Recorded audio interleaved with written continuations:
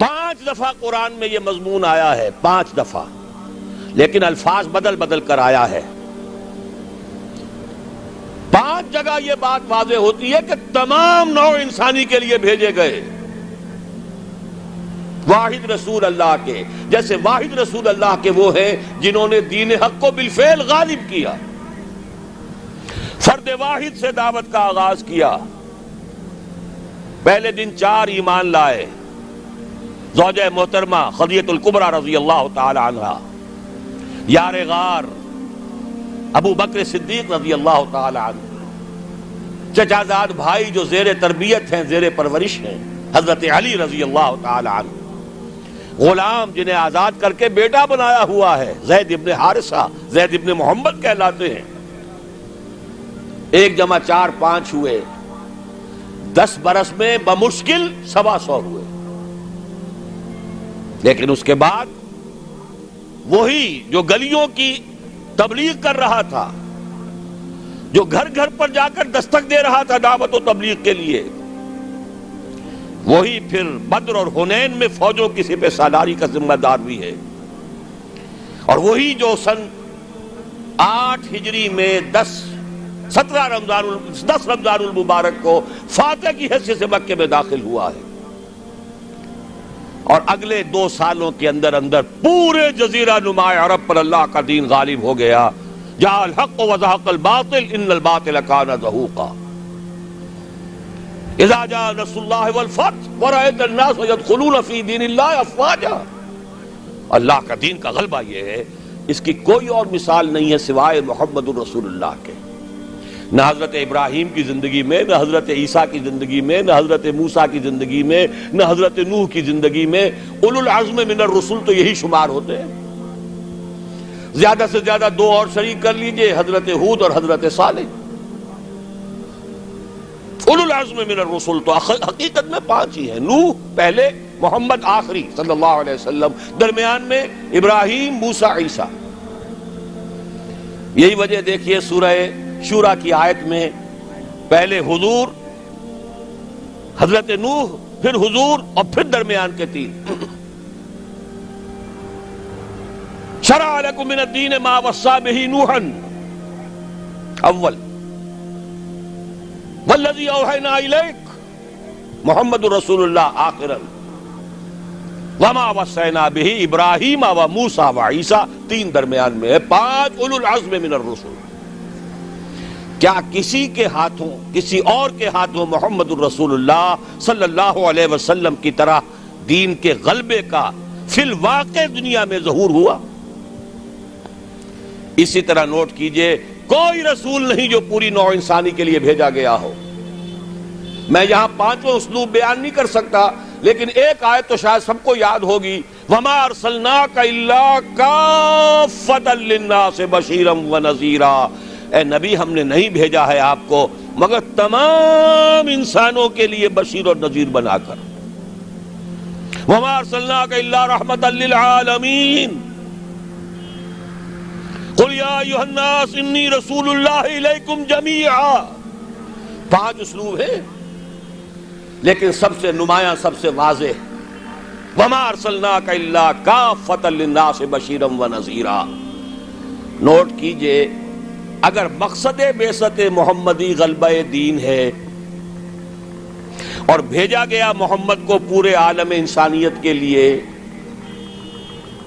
ان دونوں کا منطقی نتیجہ کیا نکلے گا؟ کیسے ممکن ہے کہ حضور کا مقصد بعثت پایہ تکمیل کو نہ پہنچے اور قیامت آ جائے، دنیا ختم ہو جائے؟ ناممکن۔ دنیا کے خاتمے سے پہلے وہ وقت آ کر رہے گا جب کل کرۂ ارضی پر اللہ کا دین اسی طرح غالب ہو جائے جیسے کہ محمد عربی صلی اللہ علیہ وسلم کے دست مبارک سے جزیرہ نما عرب میں غالب ہوا۔ اگر نہیں ہوتا تو تکمیل نہیں ہوئی۔ یہی بات کہی ہے اقبال نے، وقت فرصت ہے کہاں، کام ابھی باقی ہے، نور توحید کا اتمام ابھی باقی ہے۔ جزیرہ نما عرب تو جگمگا اٹھا نور توحید سے، جیسا کہ بعد میں عرض کروں گا۔ پھر اصحاب ثلاثہ، خلفائے ثلاثہ کے عہد خلافت میں کہاں سے کہاں کا علاقہ جو ہے وہ منور ہو گیا، بقعہ نور بن گیا توحید سے، لیکن پوری دنیا تو نہیں ہوئی نا۔ ابھی تو چین بھی تھا، ہندوستان بھی تھا، ابھی تو پورا یورپ بھی تھا، پورا افریقہ بھی تھا، سوائے شمالی افریقہ کے اور کہاں دین پہنچا تھا؟ جب تک کہ کل روئے ارضی پر اللہ کا دین غالب نہیں ہوتا، حضور کا مقصد بعثت نامکمل ہے، وقت فرصت ہے کہاں، کام ابھی باقی ہے، نور توحید کا اتمام ابھی باقی۔ البتہ اتمام کے دو مفہوم سمجھ لیجئے، ایک ہے کسی شے کا کسی ایک بلندی تک پہنچ جانا، ایک ہے کتنی اس کی وسعت کتنی ہے۔ اتمام دین اور دین کا غلبہ جزیرہ نما عرب میں تو کامل ہو گیا، اس میں کوئی شک نہیں، لیکن کل روئے ارضی پر نہیں ہوا، توسیع ہونی ہے۔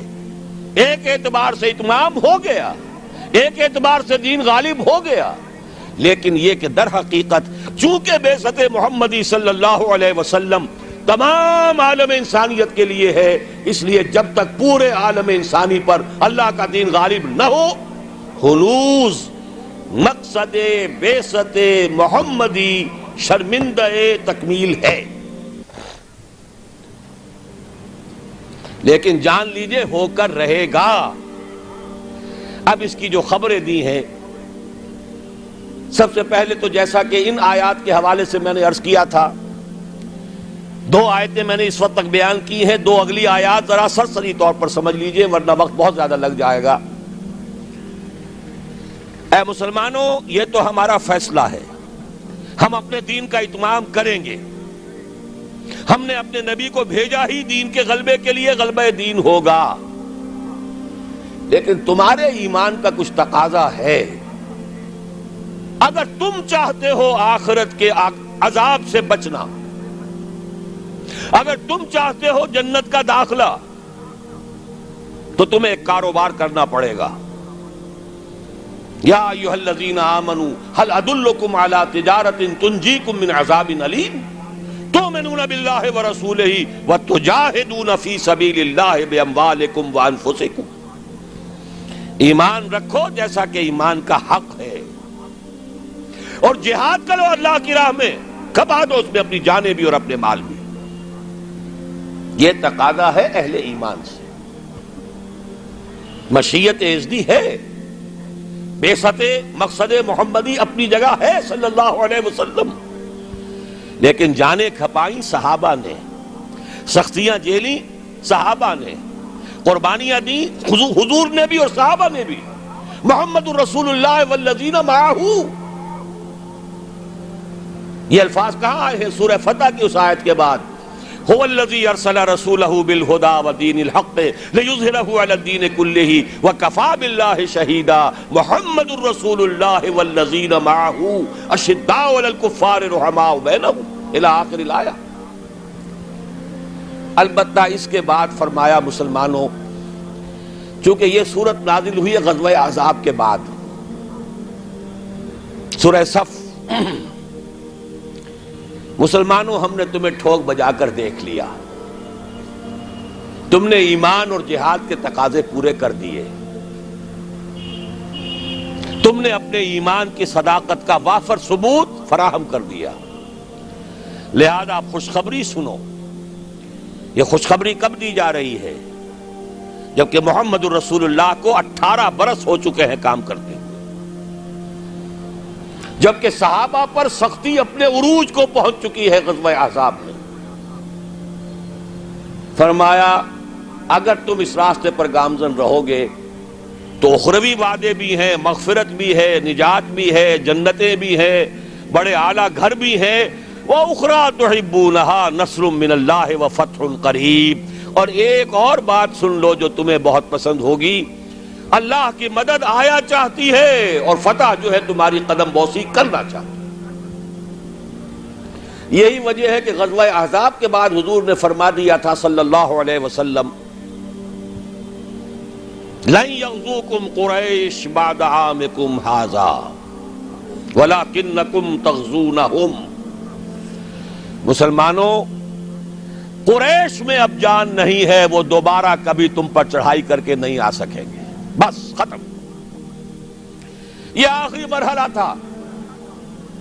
جیسے حضور کے اوپر جو شدائد اور جو سختیاں تھیں، اس کا کلائمیکس یوم طائف ہے،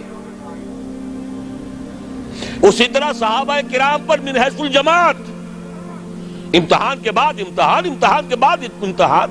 وَلَنَبْلُوَنَّكُمْ بِشَيْءٍ مِّنَ الْخَوْفِ وَالْجُوعِ وَنَقْصٍ مِّنَ الْأَمْوَالِ وَالْأَنفُسِ وَالثَّمَرَاتِ. لیکن یہ فینومینا پہنچ چکے اپنے نقطہ عروج کو غزوہ احزاب میں. کئی دن کے فاقے بھوک کا یہ عالم، 12,000 کا لشکر، چھوٹی سی بستی، جیسے صحرا میں چراغ روشن ہو اور آندھیاں آ رہی ہوں بجھانے کے لیے. امتحان انتہائی شدید. ثابت قدم ہے محمد الرسول اللہ والذین معہ اخری تحبونها نصر من اللہ وفتح قریب وبشر المؤمنین. اے نبی، اہل ایمان کو بشارت دے دیجئے، تمہاری سختیوں کا دور اب ختم ہوگا، اب فتح تمہارے قدم چومے گی. یہی بشر المؤمنین پر عمل کر کے حضور نے فرمایا لن تغزوکم قریش بعد عامکم ھذا. مسلمانوں، اب قریش تم پر چڑھائی کر کے نہیں آ سکتے. وَلَكِنَّكُمْ تَغْزُونَهُمْ، بلکہ اب تمہاری طرف سے انیشیٹو ہوگا، اب تم چڑھائی کرو گے. اب یہی مضمون ہے جو سورہ نور کی اس آیت میں ہے. قاری صاحب سے بھی آپ نے سن لی، چونکہ سورہ نور بھی غزوہ احزاب کے بعد نازل ہوئی ہے. سن 5 ہجری میں غزوہ احزاب، سن 5 ہجری میں سورہ احزاب کا نزول، سن 5 کے آخر میں یا 6 کے شروع میں سورہ نور کا نزول ہے. وعد اللہ الذین آمنوا منکم وعملوا الصالحات. یہ وہی جو ایک آیت چھوٹی آئی ہے سورہ صف میں، اسی کی وضاحت ہے. وَأُخْرَىٰ تُحِبُّونَهَا نَصْرٌ مِّنَ اللَّهِ وَفَتْحٌ قَرِيبٌ. اسی کی وضاحت ہو رہی ہے. ایک بات کو 3 اسلوبوں میں بیان کیا جا رہا ہے، دل جوئی کے لیے، تشفی کے لیے، اطمینان دلانے کے لیے. وعد اللہ الذین آمنوا منکم وعملوا الصالحات.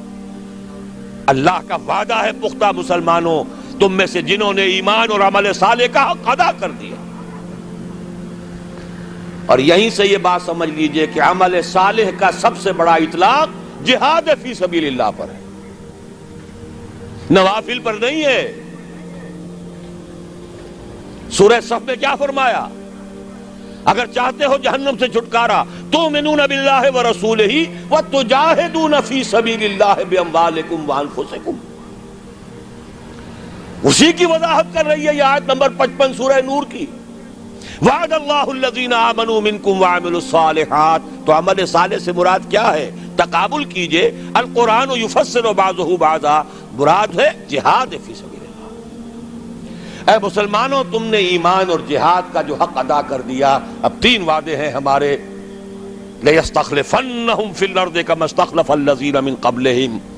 لازماً انہیں خلافت عطا کریں گے زمین میں جیسے کہ ان سے پہلوں کو خلافت عطا کی تھی. یا داؤد انا جعلناک خلیفۃ فی الارض. کبھی اگر داؤد اور سلیمان کی حکومتیں ہو سکتی تھی تو محمد الرسول اللہ کی امت کی حکومت کیوں نہیں ہو سکتی؟ لَيَسْتَخْلِفَنَّهُمْ فِي الْأَرْضِ كَمَا اسْتَخْلَفَ الَّذِينَ مِنْ قَبْلِهِمْ وَلَيُمَكِّنَنَّ لَهُمْ دِينَهُمُ الَّذِي ارْتَضَىٰ لَهُمْ. اور جو دین کہ اللہ نے تمہارے لیے پسند کر لیا ہے، اب اس کو تمکن عطا کرے گا، غلبہ عطا کرے گا. یہ دین غالب رہنے کے لیے آیا ہے، مغلوب رہنے کے لیے نہیں. الحق یعلو ولا یعلی علیہ. حق کو حق پہنچتا ہے کہ سر بلند ہو، نہ یہ کہ پامال کر دیا جائے. تیسرا وعدہ وَلَيُبَدِّلَنَّهُمْ مِنْ بَعْدِ خَوْفِهِمْ أَمْنًا. اب تک تو تم پر خوف کی کیفیت طاری تھی، پھر نہ قریش چڑھ کے آ جائیں، غطفان نہ آ جائیں. حدیثوں میں، سیرت میں آپ نے پڑھا ہوگا، رات رات بھر پہرے رہتے تھے. ذرا شور ہوتا تھا منافقین جو ہے لے اٹھتے تھے، پھر حملہ ہو رہا ہے بھائی، پھر حملہ ہو رہا ہے. ہر وقت ایک خوف کی کیفیت. لیکن اے مسلمانوں اب وہ خوف کی حالت بدل جائے گا، تمہیں امن حاصل ہو جائے گا۔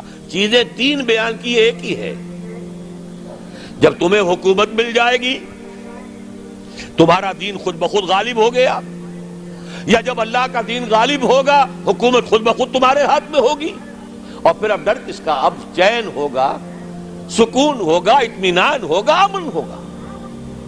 یعبدوننی، اور پھر وہ میری بندگی کریں گے جیسے کہ بندگی کا حق ہے۔